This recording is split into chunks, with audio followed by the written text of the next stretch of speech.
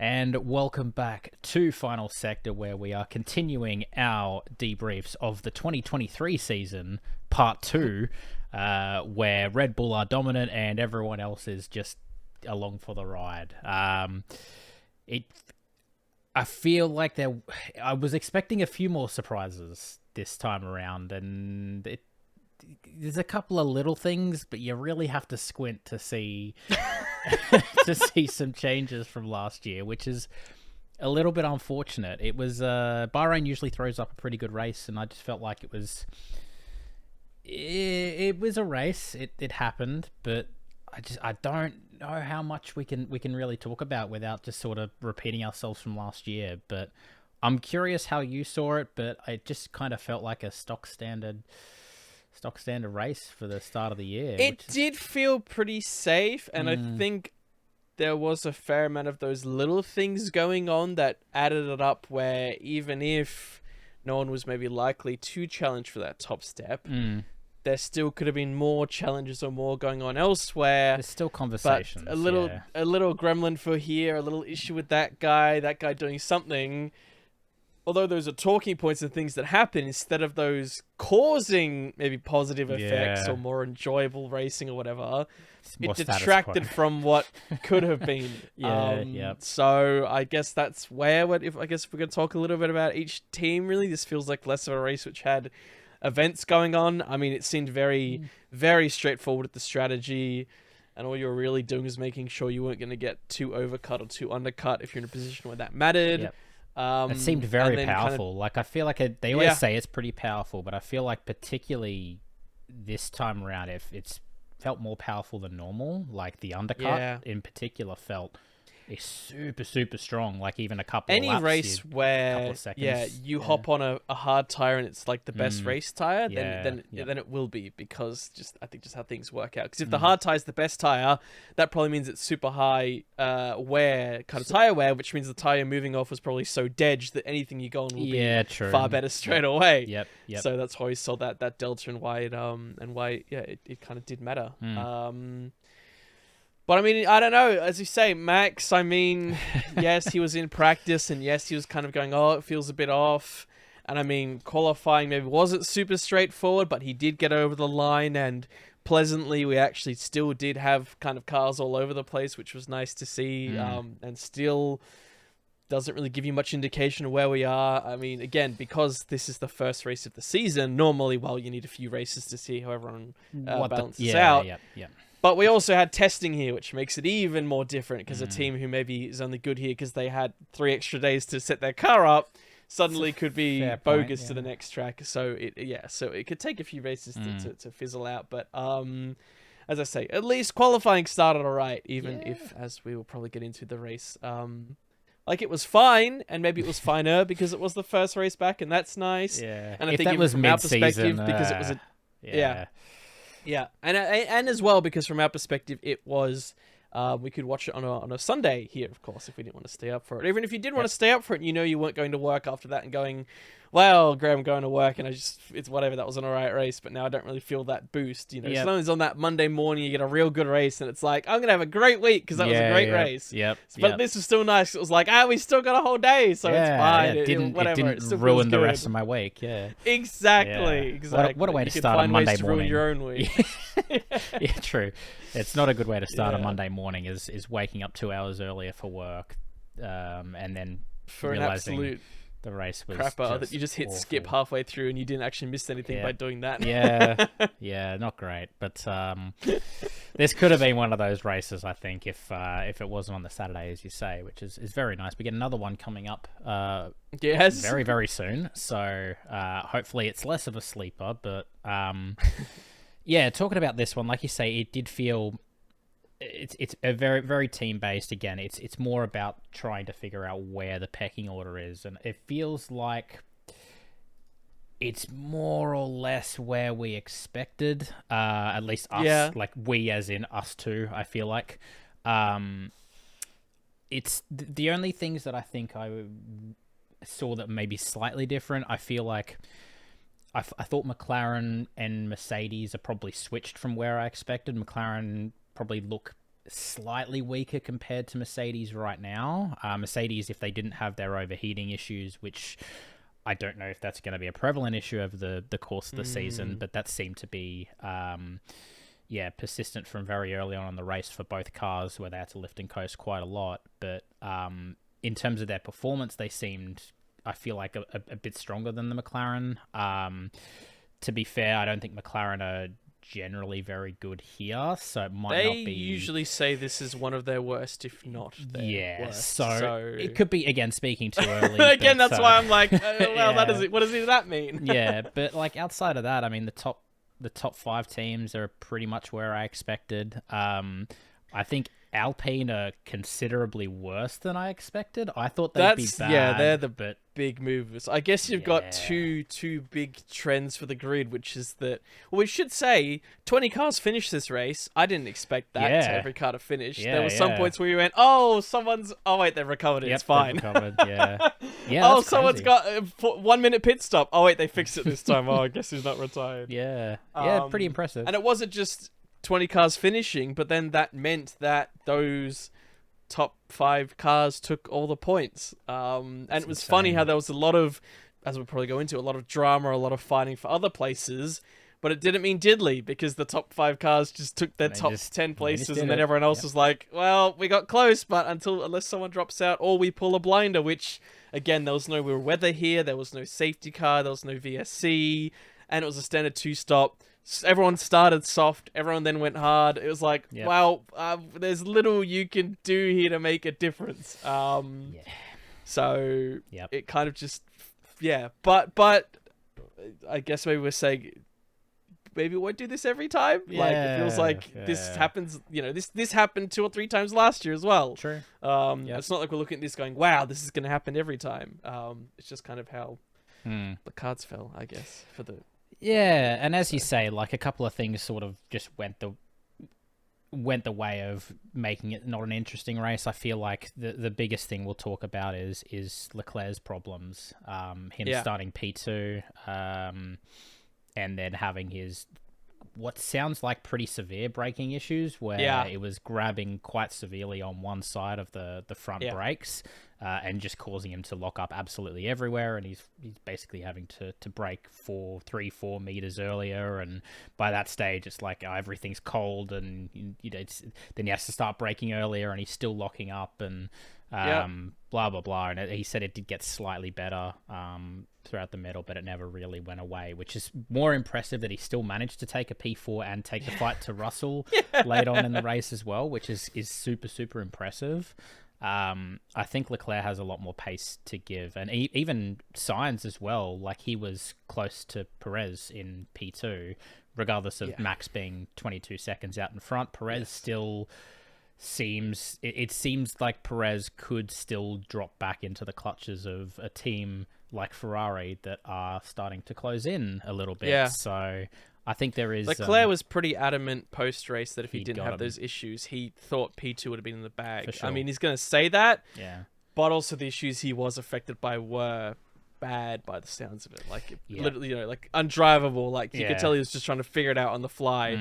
And it's all well and good if the tires were durable, but this is not the place to be locking up and doing all sorts of weird things and putting more heat into one tire or the other. So, as you say, I think it's more credit that he got 4th.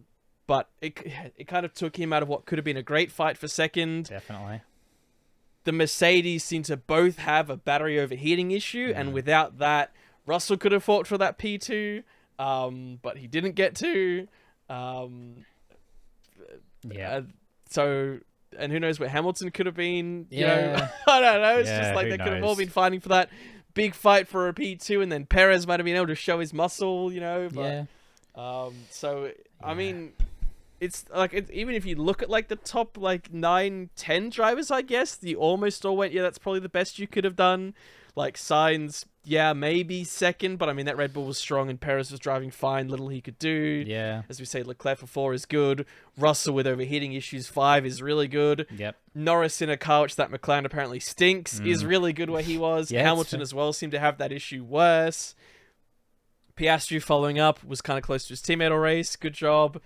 and then the Aston Martins, which don't seem to have the pace of the top guys, but had more pace than the middle guys, finished between the top and the middle guys. And it's like, well, everyone did their jump today. Yep. I guess it's almost like no one looked out of place. Yeah, and I guess fair play to Stroll as well. Like, I saw this in Crosso server as well, to still sneak out that P10. He was, 20 seconds back from Alonso, but he did get spun around the first lap. Absolutely minced. Yeah, he got murdered by was it Hulkenberg? I think it was. Yeah. Oh, Hulkenberg. Oops. But bring out the two Hulkenberg shirts now. Do it, you coward. Yeah. But fair play to him to getting into the points and still being within 20 seconds of his teammate. Alonso struggled. Like, it seemed like he was going for a one stop for a long time for some reason. He was up there for a while and just dropped back and back, and it just. They were trying something else because it's.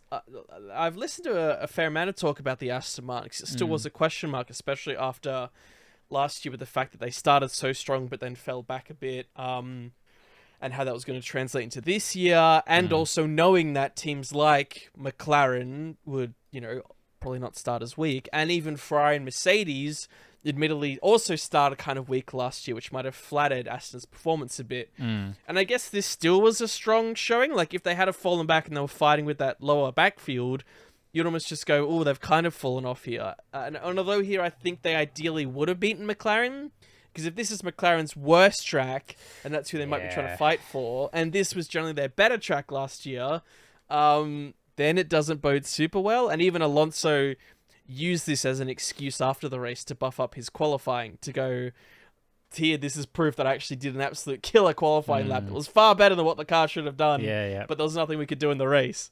But the word is from the team is that the car they started with this year is a car that they purposefully built to be able to easily build upon. So rather than trying to make something last year, they had a great concept, but then they were so lost in how to add on to it. This year, they've almost gone a little less dynamic or radical in some way and taken it simpler to what they really do understand. So then they can try and make those big jumps. Similar to what McLaren did, similar to what RB did, that kind of general thing. And I think that's similar, honestly, to what Ferrari was saying. They said this is a car where actually it's a fairly simple base, but they have a lot of room to bolt on a lot of aero, but they haven't fully decided what to do with that yet. So they're going to use these first few races, keep a strong, settled car, chat to the drivers, and then they're similarly also going to do a lot there. So I guess it's two teams that then I guess when you compare to, a Mercedes, which sounds like from a development perspective, they might, they've got a good car, but of course the big thing is Hamilton's leaving, and that whole thing was because he's lost faith in where it's going, and then also this double overheating on the batteries of both cars, and what the hell does that mean? And even in practice when they were doing all right, they were surprised they were doing that well. They were like, oh, we're near the top. We didn't expect that. It's like, what? Like everyone else in the top's going, yeah, this is where we should be. So I think maybe it takes that race 5, race 6, and then things start to move around and get really spicy. I don't think this is just, it's the same as last year. Feels like everyone's taking it maybe a little safe at the start. Obviously, we've seen these issues pop up, but I mean, the race we've got next weekend, which we'll talk about, soon enough, is very different and was very spicy last year, and test cars in completely different ways again. Definitely. So I feel like maybe that's when we might see, who knows, we could see a complete flip. It's still all in the air, but anyway, I don't know. That was my analysis of the top 5 teams. That's it's about all I had as well. It's like, I mean, I guess. To sort of add on and to dip into the lower half, the lower 5 teams, which, let's be honest, that's where all the drama is at the moment. With Mercedes overheating, lifting coast, apparently Albon was having some issues as well. I noticed Martin Brundle was saying he saw some things popping up on his dash when we were doing onboards, and he was saying, oh, that's right, he wasn't happy with a few things on the dash, and some screens were freezing or something. And but if he was also having overheating issues, then that's a Merc engine as well. This early in the season, I think Merc, you'd have to be thinking they'd be looking into their power units and seeing if there is some kind of fundamental issue. And then obviously the battery derates or whatever was happening, particularly with Hamilton's one, where he was like, I just spent 5 laps in the derate mode, and it's just like, I had no battery at all for 5 laps, Yeah. so it was just sitting ducks. So It's a strange weird. thing because there's either been like a depletion of battery or something, it's presumed is disconnected or failed, but like or it's whole not race long recharging, battery or, overheating. Yeah, It's there like was that's that too. not really a Yeah. thing I can remember before. I think that's what they said, although the symptoms for both Mercedes were slightly different. The core fault was just the battery running extremely hot, and then it was doing various things, I guess, that might have just been luck of the draw or wherein the battery was heating. So it's curious that it happened to both of them, and that it was like a race-long battery overheating. It wasn't like an engine or anything like that. So it's a little curious, and why... Like, it's not like this race was hotter than the rest of the weekend. Well, so maybe they put it in a race mode. Yeah, it was cooler, apparently. It was only like 20, like a low 20 degrees or something. Because it does drop there when it's night, and they just did 3 days of testing in the day. You'd think if you got a hot battery, well, that's going to do when you're doing 120 laps in a row during the day in the roasting summer in a desert. So maybe it was also just a race mode they had that they didn't stress test a certain way, and then maybe you can imagine those things might work with how complicated you think sometimes it's just simply because the engine blew up or an oil leaked, but then it could just be because a capacitor or something wasn't set to handle all these configurations until you realize. Whatever. And then, that's far too big brain for the complexity of F1. Yeah. But we've touched on Alpine. I guess we'll go there. Like I mentioned earlier, I don't think any of us really expected them to be that poor. I think did they qualify 19th and 20th, or they were 18th and 19th? So they qualified at the last two. Yeah, they did. Albeit I don't think we mentioned it, but the qualifying, even that first session, was so close. Very close. So there was some forgiveness here, especially because... Like, yes, this track normally, because we have testing and the nature from it, cars are normally closer, but we still have cars that can easily like run wide, make mistakes, get track limits. So even considering that, the fact that the whole field is only split by a second, or 0.9 down to 19th was impressive. So you could have just gone, maybe they just went out in a bad window. A few tenths meant 10th versus 20th in a way. Maybe it was just unlucky. But like even in the race, you barely saw them, and the two cars that they beat. One had a pit stop that went for a minute and a damaged front wing, and the other car was off the track for half a lap. And those were the only two cars they beat. They got beaten by Hulkenberg, who had massive wing damage and all sorts, and he still beat both of them. True. And I don't remember either of them having massive issues where you went, oh, that's why they're down there. It's worrying stuff for them. And then it comes off the back of, like, I think... is just after the race. I think I read this on Sunday after the race, where their technical director and head of aero both resigned. Allegedly resigned. Allegedly, okay. I don't think it was. There's no statement. There's no whatever. Right, yeah. I mean, well, of course, they're not going to do a statement on the was, weekend where they. I know, but it's not like they came out and said, yeah. whatever. You know what I mean? So you don't see them walking out and being. Yeah. We'll know when we turn up in a few days. Yeah, it does seem that way. So we've talked about it a lot in previous videos, but there's some real problems at Alpine, like real genuine problems at Alpine that they need to get figured out. They had a lot that was pointing at bad things going on behind the scenes last year. And this is the first race where it almost feels like all of that has culminated in a car that launched had like a driver pairing that had a question mark, that had then just in testing looked woeful, and now it's in its first proper race. Every other car are either where they should be or they had a little issue here and there, and then this is the one car where you go, and this is actually the complete bogey. Even the Haas, where the new team principal, by the way, because the old principal left for reasons that are still being spread throughout the paddock. Man. And they said we're going to be nowhere. Had a 12th, which is not bad, and killed it in quali. Yeah. That's fine. Yep. And then, so, even if that was the minimum, you go, great. They at least came out of the blocks and said, this is where we are. So the fact they're achieving that is overachieving, and good job. But this is just so clearly like, just, where, what like, the hell happened? Everything last year where they went, no, we're sorting it out.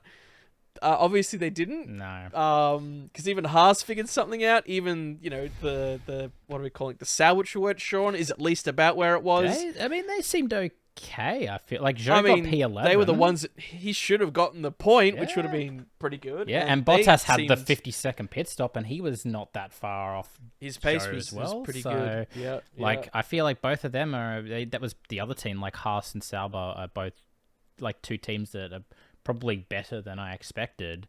Yeah. And then you for just, a season 1 race. Yeah, you just have Alpine just sitting at the bottom. It's It dire. even feels different. Like we had, I guess, this with McLaren last year. yeah. But at least McLaren came out of the Came, gates up and they front, said we've yeah. missed our Excuse me, they've missed our targets. The drivers are very much saying this is expected, but look at Austria. We're all working towards Austria. This is a plan, right? Like, I haven't heard anything from Alpine, and it's not like just because I'm not looking. Like, I didn't look at anything from McLaren last year, but you still just heard things because they were announcing things, or if you're listening to podcasts, or you're on Reddit, or you're on Twitter/X, you still see things pop up, quotes pop up. Yep. And all we've seen is people resigning, and that's it. It's like, okay, did they say also like, this is just a bogey weekend? We missed a target. All you just see is 2 people resigned and we've put more paint on the car, and that's it. It's like, okay, great.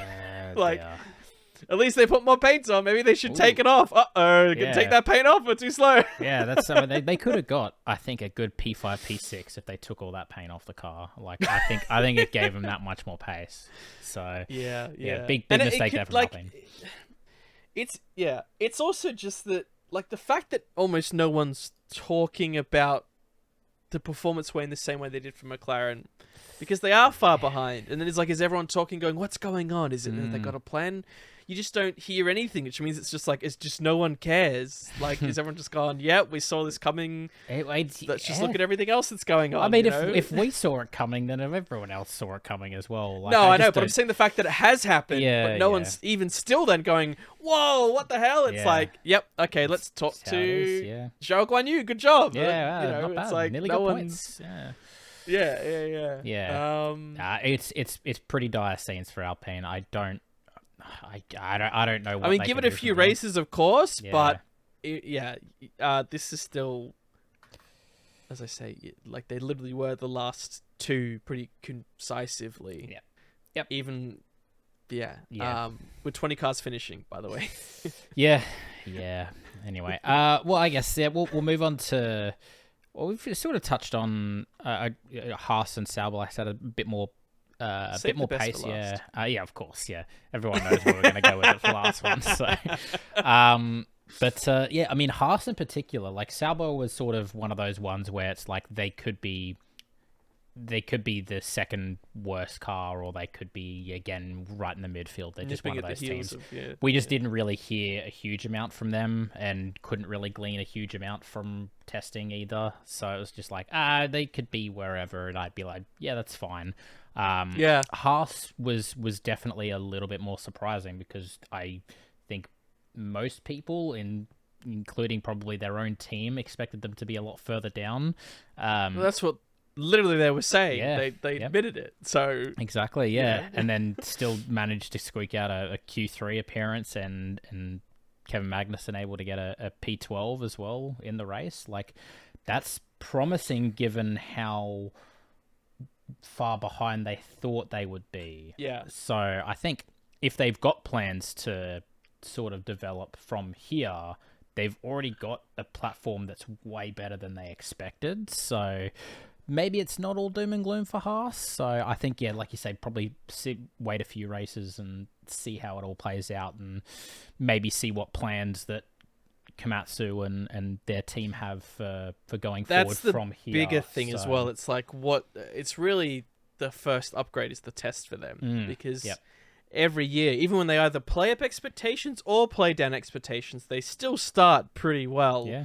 But the point is, then that's their peak for the year. So very quickly, then everyone gets ahead of them. And I think this year in particular, because I guess last year people were a bit more radical, trying to catch up with what Red Bull were doing, whereas now most teams, I think, have started with a baseline that they're confident they understand, so they can build on it. Yeah. And maybe that's where the question mark is, where maybe they've still gone with a strongish car, but maybe their comments are still like, we don't understand really it, still aren't. Yes, we don't understand it. We're still, really not strong what we want to do here. And therefore, your likes of your Sauber, your RB, your Williams, which all brought fairly different cars, with the premise of saying, we really understand this now, and this year we're going to bloody fly with it. That's when they could just suddenly go thump and fall down.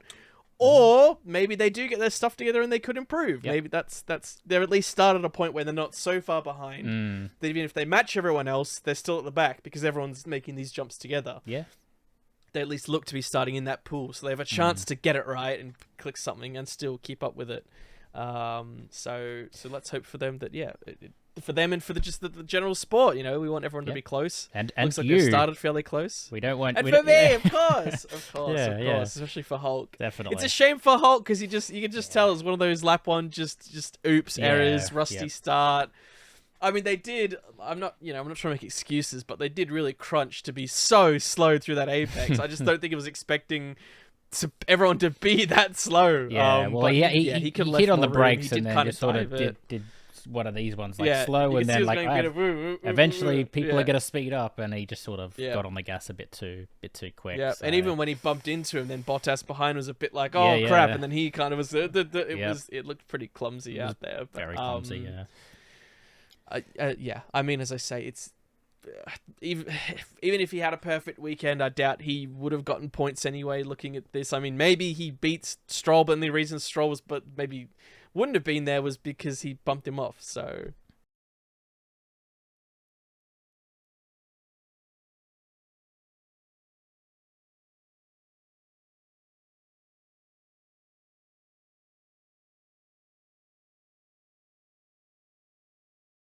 Achievement, morale massive for them, so definitely good stuff. Definitely. All right, well, let's move on to the fun one. Let's go to the RB. There's a lot of talk about the RB coming into this weekend. First of all, before we get into the sort of end of race drama, they were not quite as strong as at least I expected, and I think I'm probably guessing you expected as well, because obviously you predicted them to be P5 in championship. Off the gates, maybe. Yeah. It's the case again where we sometimes saw flashes, but like some flashes, some good moves here and there, but it still seemed like weak overall. But I think again, maybe it's one that needs a few more weeks to see it. But yeah, I guess if you picked any team from that bottom 5, that might be challenging, for that 9th, 10th.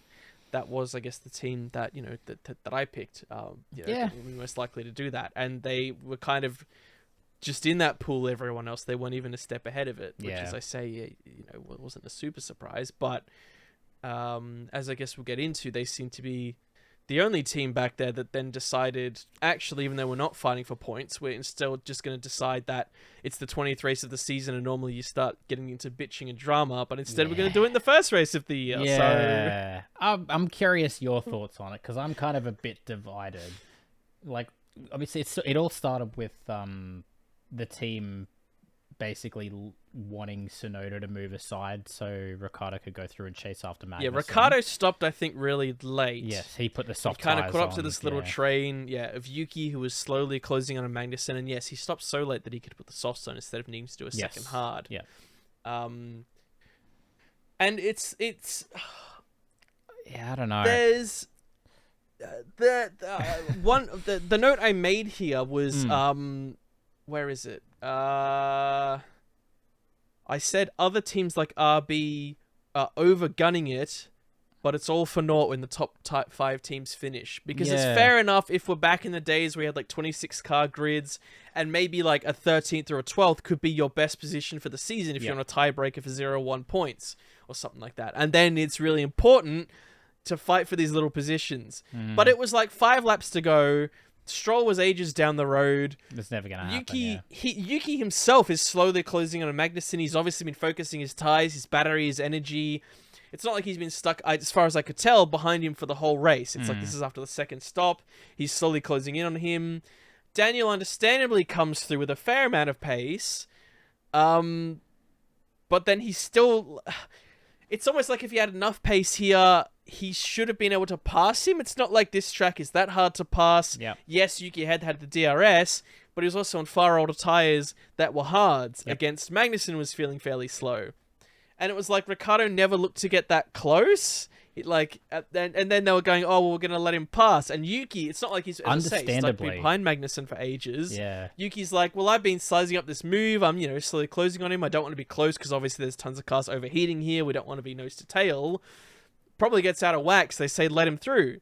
And he's almost just like, well, hold on. Sometimes you do the give it 3 more laps, then let him through. You hear that a lot. And then he might go, okay, sure, I'll get my shite on. Instead, he just straight away says, different strategy, let him through.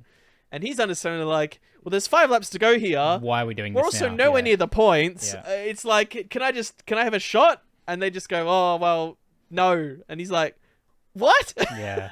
Yeah. So that's the thing I definitely don't agree with is like, he had every right to be like, why are you telling me to do this? Like a lot of the time when they say different strategy, it's like, it's not that different. Like they're still on the same tire strategy. No. The tire offset wasn't that great. Ricciardo's pace wasn't that strong that he felt like he could get. I mean, as it showed, he didn't get Magnussen in the end. Yes, he didn't let him through, and he proceeded not to pass Magnussen. Yeah, I guess I don't know. Maybe on the radio he said, "Should I let Yuki back pass?" But I didn't hear anything like that. Even though, as I say, it probably would have been for naught because again, it's for positions that don't matter, right? Yeah. Sometimes if you're fighting for an 8th or a 9th, and they'll say, "Let him through, gave you a chance," and you sort that out, right? It has been done. This thing has been done hundreds of times correctly. It's also been done a few times very incorrectly, and this is obviously another one. They either didn't talk about it beforehand, or they didn't handle it, or obviously, and yes. So then you thought in the race, well, okay, maybe they're going to be unhappy, but they normally say, hey, save it for the briefing room, we'll talk about it, we understand you're upset, sorry for the muck around, blah, blah, blah. They try to cool them off, they go behind the scenes, talk it out, PR brief them, then you hear them go, they go to the media, there was a misunderstanding, but we talked it out, we should have done this, blah, blah, blah. You should be a PR person. You'd be very good at it. Yes. But then Yuki decided he didn't want to do that. And instead on the cooldown lap, he decided to pass aggressively Ricciardo. Proceed to lock up. Say maybe he... And then some people say again. maybe he just was like distracted and accidentally locked up there, but it's like no, because then out of the corner he gunned it, and you wouldn't do that as well. He obviously wanted to show his displeasure. And even then Daniel could have maybe been like, okay, I get it, we'll talk about it, he's obviously upset, hey, thanks for letting me through. Instead he decided to take a jab at his teammate, and it's like, this isn't the teammate pairing I maybe expected to be firing this off, especially in race 1. There's a few others I might have picked. Yeah. Even Sainz and Leclerc, who were fighting, and Sainz had to find his way through, they still were like, yeah, fair enough. That's what it is. And they didn't even have a jab at each other. And yet here, okay. Bring on the questions at round 2. Like, what? It's like you say, at race 1, like for this to already be kicking off, it's with what's potentially at stake as well. Stake. Yeah, it's not even the team I'm talking about, but funny word for team name. With what's potentially at stake, like this early in the season, it just feels. It feels like something's brewing already. Yeah. So it's like it's not even premeditated. It's like I mean, like it happens, and you go, I guess every teammate sometimes, teammates will just have a biff. But the fact you expect them maybe to cross the line, as I say, they go through that normal. We'll talk about it later, but they didn't. And then even afterwards, when Ricciardo was doing interviews, he was still slogging him off. It's like he's still going on about it. Like, what? Okay, I mean, sure. It's race 1. This is a new car, which you're like, this is a new baseline, a new era for the whole team. And already it's like the drivers are going to pull it apart. Like, okay. Yeah. Both of these... Yuki? Okay, from Yuki? Yeah. Sure. It's what you sort of half expect. Yeah. But from Daniel, it's almost like, okay, you'd never get this from, even if this happened with Gasly in that car, you'd never get this after the race. No. They found ways to work through these things. Pierre, Yuki and Gasly are still like the biggest ship of the F1 community of the recent decade, right? Yeah. And even last year, sure, Ricciardo was in and out, but they seemed fine with each other. It's like, what the hell? Where's this come from? That's why I guess it's the main talking point, right? Yeah, that's maybe it's because it was so interesting and nothing else really happened that it's double amplified the focus on this. Yeah, but yeah, like you say, it just sort of exploded out of nowhere. So, yeah, I will. Yeah, I don't know how you can repair something like that because that's so. There's so much fire and venom so early that. Yeah. How do you PR that away? I don't know that you can. If this is race 3 of a triple header, if it was like a race long thing, if it was, then you can say it's just in the moment, it's the adrenaline. Yeah. But there was none of those factors here. No. There was none of that. They weren't racing for a point. They weren't. It wasn't. He was asking him to do a favor because he did something nice for Yuki at the start of the race. At least if he did, he didn't mention it. He just decided to say, I'm not going to talk about that. Blah blah blah blah blah. It's like, yeah. I wonder if it's like, theories like... Bring back Franz Tost. Yeah. I don't know if it's like Sonoda feeling like the Ricciardo's being generously favoured upon ever since he came back into the team. Maybe he feels a bit hard done by and he's just trying to say, hey, this is his way of being like, you know what, I'm not okay with this. I want to... I'm performing better. I deserve to be recognised more than Ricciardo. And then Ricciardo, obviously knowing what's at stake, he feels like he needs to be aggrieved as well. He's like, his goal is obviously to get back in that Red Bull. He doesn't want to be stuck at the RB. Yeah. His goal is to get back in the Red Bull, and he feels like, I don't know what it is, but I think there's just pressure on both of them in different ways. Maybe that's just sort of culminated into this, but it's, if they are as close as they were this race in terms of pace for the rest of the season, then you'd have to say that's the Oh, if they start fighting for points, then this could my goodness, yeah. If that team does get into the sort of, they're both fighting for a point in P10, like their first point of the season, 4 or 5 races in. I feel like they're going to fight each other tooth and nail for it. Like, that could be a double DNF situation and like a complete blow up. And can you imagine? I'm here for it. F1's back, baby. But yeah, I mean, there's really the only points I had. It's funny how we talked about was like 15, 20 minutes on something that happened. I figured it would. It's a good race. Good race. Hopefully, Saudi Arabia is a bit better. Obviously, as you say, it's quite a different track, so maybe some different strengths and different weaknesses will come out. He is hoping that we don't get Max winning by 22 seconds this time, but I guess we'll see. We'll see what happens, eh? But unless you had anything else to add, we can call it there. Anything else? All good. Did the interestingly, I was just thinking on the topic, did the FIA do anything silly this weekend? I couldn't think of anything I guess we talked about the testing stuff, which you could say is the FIA track management stuff, which didn't come up here. So, hey, I guess they solved the drains. But more on that, I guess we heard like lap 7, we heard one comment on track limits. Yep. With Lando breaching it twice by that point. I was worried at that stage. Yes. And then I didn't remember hearing anything. So I guess they didn't have to change the track. Maybe just because it was testing, they were saying, hey, run those curbs to shite so we can see how well the car holds up. Yeah. And in the race, they were still going quite wide. Like, I remember being on board with Alonso, was really taking wide lines. But I guess this was a case where they didn't have to intervene. There wasn't silly penalties, and the drivers just figured it out. I guess this is what the race director and everything, they hope this is how it happens most weekends, with the teams, the drivers just figure it out. Yep. So this shows, I guess, that it can be done. Yep. Because, as we say, we did have those issues. We had concerns and flags raised. And then it didn't matter. Yep. So good job, everyone, for sorting it out for once. They did it. So we didn't have to talk about that for the other half of the episode. That's all right. We'll get there. I mean, Saudi we won't. They painted over the curbs again. Yeah, Saudi we won't have to worry about it because track limits mean you are dead. So it's yes, you've normally got to really either hit a wall or it's very clear track limits. Yes, yeah, very much so. So they get another weekend, and then we go to Australia, which is.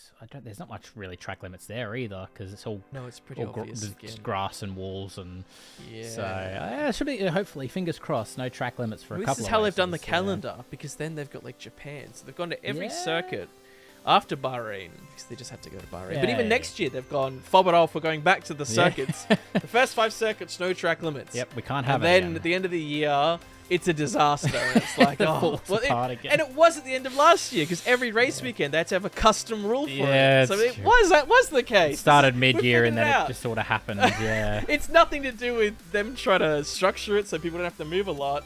It's so they can buy time to work out what they're going to do with track limits. You heard it here Oh my first, goodness. folks. Wow.